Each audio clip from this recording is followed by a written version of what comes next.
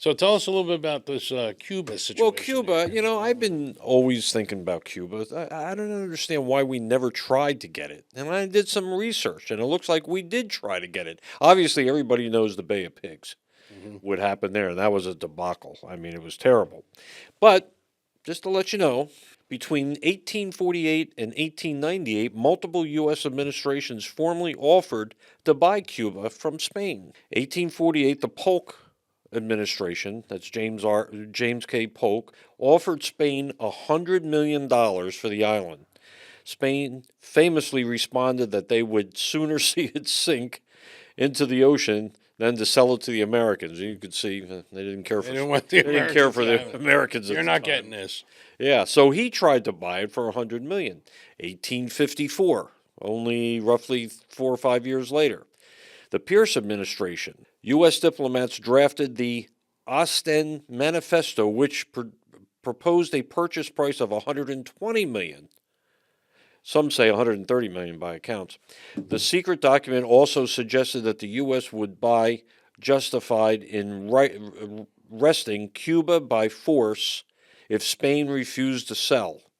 When the plan was leaked, so that I got to tell you that right there, this was kind of a secret thing, and I don't know if the Pierce administration knew it, but it looks like somebody tried to do this with this Ostend Manifesto and tried to buy it, maybe behind the president's. I don't know. It just says the plan was leaked.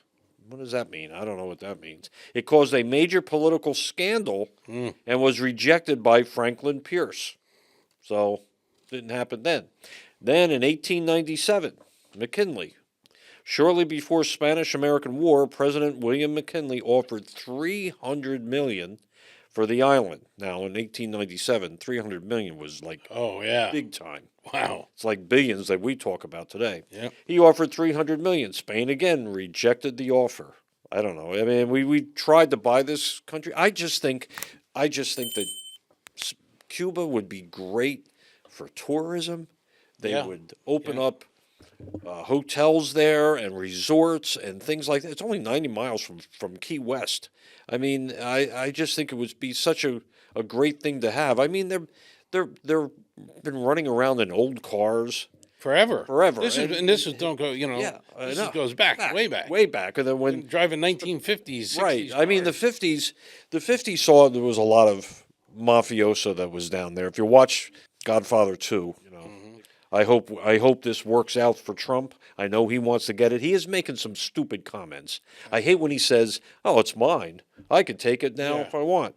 It's mine." Don't get me started because he said a lot of shit. Well, since last I agree with that. I don't think that was the right things to say. Yeah. But that's Trump. That's the way he is. But he doesn't mean like he's going to go in there with army and everything and rile everybody.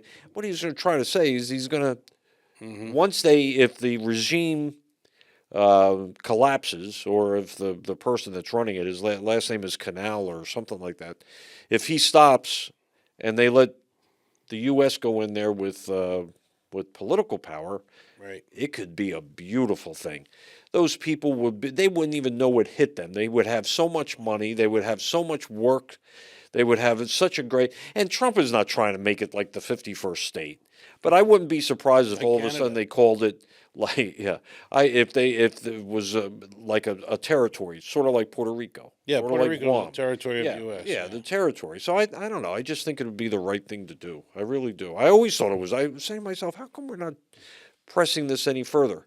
Now, And then you had the Bay of Pigs back in '61 or '62, whenever it was. That was a debacle. They right, were with the trying Cuban Missile Crisis. Cuban. Oh yeah, and then Russia tried to get in there. Yep. Well, it is a communist country. It is. Yeah. It is full communist. But That was back in the Kennedy years. yep. So, does Spain still own Cuba? No. No. No, it's think so, really because owned it's by going to shit. itself. Yeah. It was getting oil from Venezuela, which Venezuela. now Trump stopped that, and any other fuels or whatever that they need to keep the country running. Trump is kind of squeezing them. Well, there's a problem here, and this is part two of this. There's a humanitarian piece on Cuba. Now, we know it's communism, and we know it's not run properly, and we want a new regime and a whole thing that we're talking about all the time.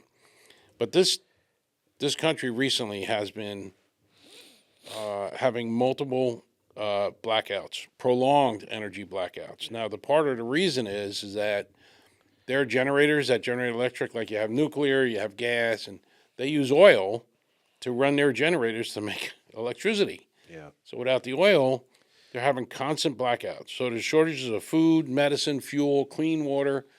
The whole thing is just going to crap.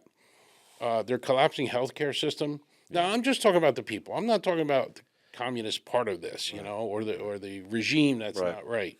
The situation really intensified this year. It's pushing the island of roughly 11 million people to almost complete humanitarian collapse. Yeah. Really bad.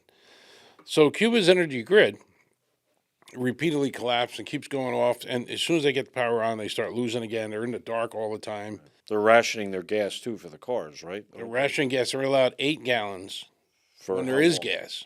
How long?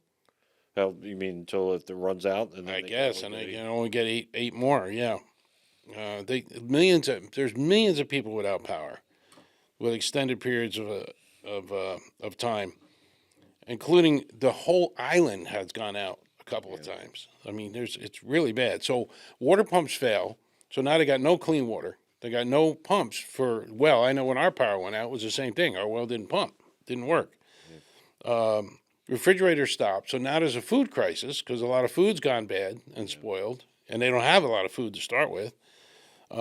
They resort to wood, charcoal, burning trash for cooking, worsening and so then the air quality gets bad. And it's just snowballing into really, really bad stuff. The crisis escalated after U.S. measures in late January blocked the shipments of oil from Venezuela. Yeah. So part of it, and this is where they come down on Trump. Well, it's Trump's fault. Well, I know what he's trying to do to get a regime, but it is Trump's fault. It is no doubt about it. It's Trump's fault. But I think in the long run, they're going to collapse. The government is going to collapse, and we're going to be able to go in there and kind of form a capitalist type of government and have somebody run the place the right way and treat their people the right way and have business come to the place, have resorts coming, hotels and things A lot like of that. those islands, Tourism. that's how they live. That's how they survive is Oh, tourism. they do. All the islands of the Cuba, Caribbean, everything. pretty much. If we weren't around, a lot of those islands would be destitute because they rely on us coming down to lay in the sun. As Yeah. you say.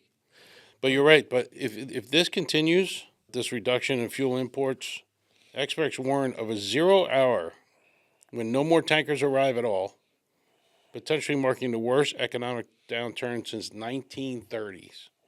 Yeah. Now they've had a bad. They're constantly fixing old cars because they can't even get imports Right. of cars or anything.